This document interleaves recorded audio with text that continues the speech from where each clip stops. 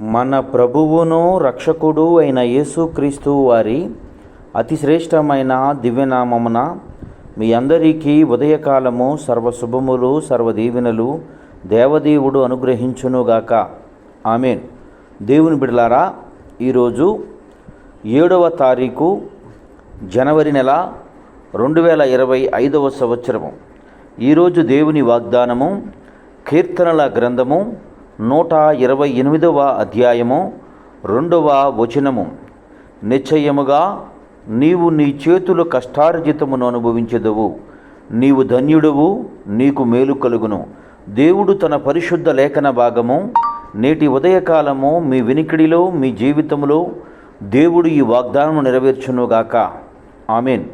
దేవుని యందు ప్రియ సహోదరి సహోదరులారా, దేవుడు మీతో మాట్లాడుతున్నటువంటి మాట, నువ్వు కష్టపడ్డ కష్టార్జితమును నిశ్చయముగా నువ్వు అనుభవించెదవు, నీకు మేలు కలుగును, నువ్వు ధన్యుడువు.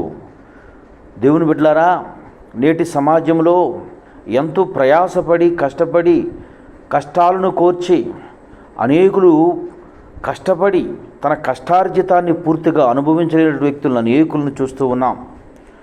సహోదరి సహోదరులారా, బాల్య దిశ మొదలుకొని నేటి సమాజంలో కొందరు మనకు తారాపడతా ఉంటారు, కనబడుతూ ఉంటారు.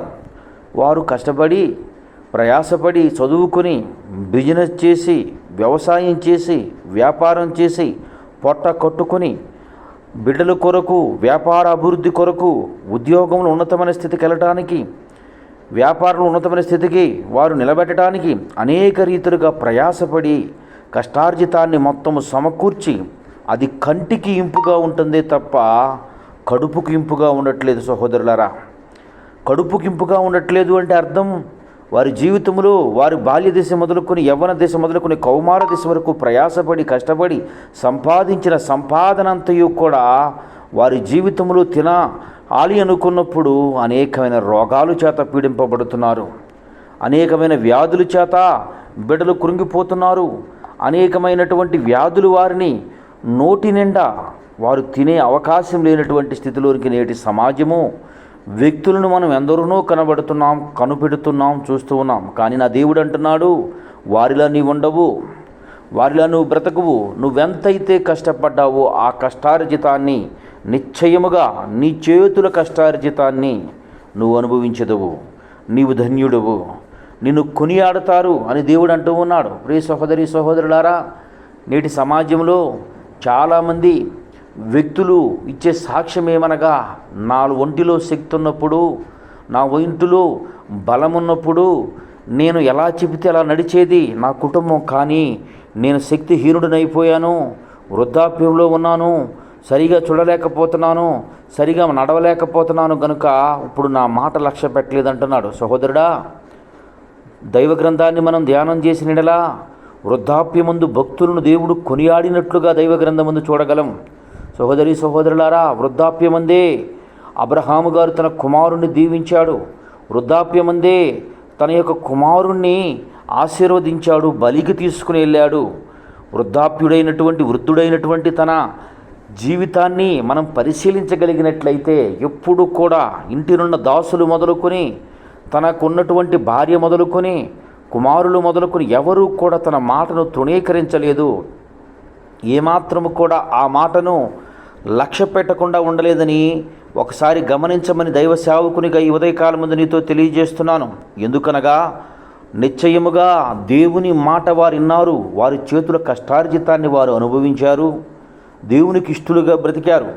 ఇస్సాకు గారి పరిస్థితి మనం పరిశీలించగలిగినట్లయితే కనులు మందమైపోతాయి, కనులు కనపడవు, వృద్ధాప్యంలో ఉంటారు. అయినప్పటికీ కూడా తన మాట చెల్లుబాటు అయ్యింది. ఎవరిని దీవిస్తే వారికి దీవెన కలిగింది. సహోదరి సహోదరులారా, భక్తులకు ఉన్నటువంటి గొప్ప యోగ్యత ఇది, గొప్ప ధన్యత ఇది. వారి చేతుల కష్టార్జితాన్ని వారు అనుభవించారు. వృద్ధాప్యంలో మంచి భోజనాన్ని చేశాడు అబ్రహాం గారు, వృద్ధాప్యంలో మంచి శక్తి కలిగినటువంటి వ్యక్తిగా ఉన్నాడు అబ్రహాము గారు. వృద్ధాప్యంలో ఈ ఇస్సాకు గారు కూడా మంచి భోజన ప్రియుడిగా మనం చూడగలుగుతున్నాం. సహోదరి సహోదరులారా, నేటి దినాల్లో 35-40 రాగానే షుగర్లు బీపీల చేత బాధపడిపోతున్నారు అంటే కారణమేమి? దేవుని యందు క్రమము, దేవుడు చెప్పినటువంటి మాట విననటువంటి వ్యక్తులు అనేకులు కనబడుతూ ఉన్నారు. కానీ నీకు నాకు దేవుడిస్తున్న వాగ్దానం ఏమనగా, నిశ్చయముగా నీ చేతుల కష్టార్జితాన్ని నీవు అనుభవించదువు. చేతులతో కష్టపడినటువంటి కష్టాన్ని భోజనం చేశాడు అబ్రహాం గారు, ఇస్సాక్ గారు. యాకోబు గారు పండు వృద్ధాప్యంలోకి వెళ్ళిపోతాడు. పండు వృద్ధాప్యంలోకి వెళ్ళినప్పుడు తన 12 కుమారులను పక్కన కూర్చొని పెట్టుకొని ఎవరికి ఏ మాట చెప్పాడో, ఎవరికి ఏ దీవెనిచ్చాడో ఆ దీవెన 100% వారి జీవితంలో జరిగింది. అంటే వృద్ధులైపోయినప్పుడు వీరు మాట వినలేదా, వీరు మాట లక్ష్య పెట్టలేదా, వీరికి లోబడి ఉండలేదా అంటే, సహోదరి సహోదరులారా, వీరిలో ఉన్నది ఏమనగా దేవుని యొక్క మాటకు విధేయత, దేవునికి లోబడే తత్వము, దేవుడు ఏది చెబితే అది వినే మనసు, ఆయన చిత్తాను కొరకు కనిపెట్టుకునే హృదయము. అందుకే వారు వృద్ధాప్యంలో కూడా నిశ్చయంగా వాళ్ళ కష్టార్జితాన్ని అనుభవించారు, ధన్యులుగా మిగిలారు. సహోదరుడా, అలాగనే మనం గమనించగలిగినట్లయితే వృద్ధాప్యంలోనే వృద్ధుడైనప్పుడే దావీదు తన కుమారుడైనటువంటి సొలొమోనుని మహారాజుగా, చక్రవర్తిగా అభిషేకం చేయటానికి, పట్టాభిషేకం చేయటానికి నిర్ణయించాడు. తన మాటే నెరవేరింది తప్ప తన మాటను తృణీకరించలేదని దైవజనుడిగా, దైవ సేవకునిగా ఈ మాట నీవు గమనించమని దేవుని బిడ్డగా మీకు తెలియజేస్తున్నాను. సహోదరి సహోదరులారా, దేవుడు చెబుతున్నటువంటి మాట, నిశ్చయముగా నీ చేతుల కష్టార్జితాన్ని నీవు అనుభవిస్తావు, నీ చేతులతో పడ్డ ప్రయాసను అనుభవిస్తావు. సహోదరుడా, కష్టపడి ప్రయాసపడిన అబ్రహాము గారు ఆశీర్వదించబడ్డాడు, సమృద్ధైన ఆహారాన్ని తిన్నాడు. అబ్రహాము గారు చనిపోయాడు, ధన్యుడుగా కొనియాడారు. ఇస్సాక్ గారి జీవితంలో కూడా కష్టార్జితాన్ని భుజించాడు, దేవుడికి ఇష్టడుగా, జనుడికి ఇష్టడుగా బ్రతికాడు. యాకోబు గారి జీవితంలో బిడ్డలకు ఇష్టడుగా, పరోకు ఇష్టడుగా, వారి కుటుంబ సభ్యులందరికీ ఇష్టడుగా, ధన్యుడుగా ఉన్నాడు, కష్టార్జితాన్ని అనుభవించాడు. సహోదరులారా, అలాగే దావీదు గారి విషయంలో కూడా దేవునికి ఇష్టడుగాను, తన బిడ్డలకు ఇష్టడుగాను కొనియాడబడినటువంటి వ్యక్తిగా, ధన్యుడుగా వారి పనిని ముగించాడు. అయితే సహోదరి సహోదరులారా, దేవుడి ఉదయకాలం ముందు నీతో మాట్లాడుతున్నటువంటి మాట ద్వితీయోపదేశ కాండంలో 1వ అధ్యాయం 28వ అధ్యాయం 1వ వచనం నుంచి మనం పరిశీలిస్తే, శ్రద్ధగా నా మాట వినమంటున్నాడు. శ్రద్ధగా నా మాట వింటే, దేవుడు చెబుతున్నటువంటి మాట వినట అంటే విని ఊరుకునుట కాదు, ఆయన చెప్పిన మాట ప్రకారం బ్రతుకుట.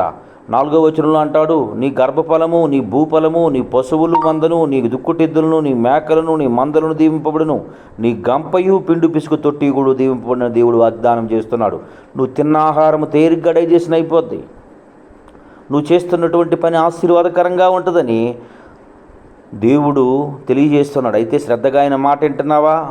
శ్రద్ధగా ఆయనకు లోబడి బ్రతుకుతున్నావా? ఆయన చెప్పే మాట ఎందు లక్ష్యం ఉంచుతున్నావా? ఆయనకు విధేయత చూపుతున్నావా? ఒకసారి నిన్ను పరిశీలించుకోమని దైవ సేవకునిగా దేవుని వాగ్దానాన్ని బట్టి నీకు తెలియజేస్తున్నాను.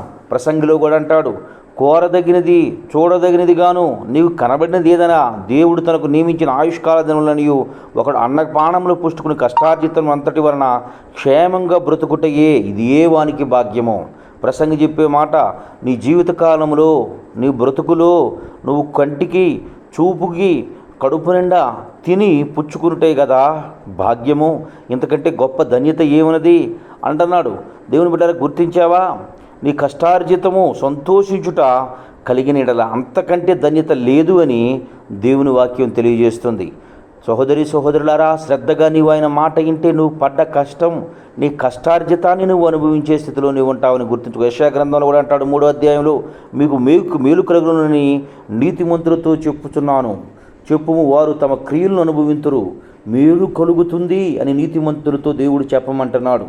యెషయా గ్రంథం 3వ అధ్యాయం 10వ వచనంలో దేవుడు చెబుతున్నటువంటి మాట, సహోదరుడా, శ్రద్ధగా ఆయన మాట వింటే నీకు మేలు కలుగుతుంది, నీకు మేలు కలుగుతుంది. నిశ్చయముగా నీ చేతుల కష్టార్జితాన్ని నువ్వు అనుభవించదువు, నీవు ధన్యుడువు, నీకు మేలు కలుగును, నీకు మేలు కలుగుతుంది.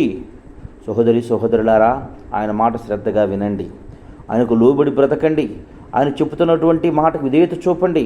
నీ స్థితి ఏ విధిలో ఉన్నా, ఈ ప్రారంభం ఎలాగుందో ముగింపు కూడా ఇదే ఆశీర్వాదము, ఇదే దీవెనతో నీవు, నీ కుటుంబము, నీ బిడ్డలు, నీ కలిగిన సమస్తము ఆశీర్వాదకరంగా ఉంటుంది, దీవెనకరంగా ఉంటుంది.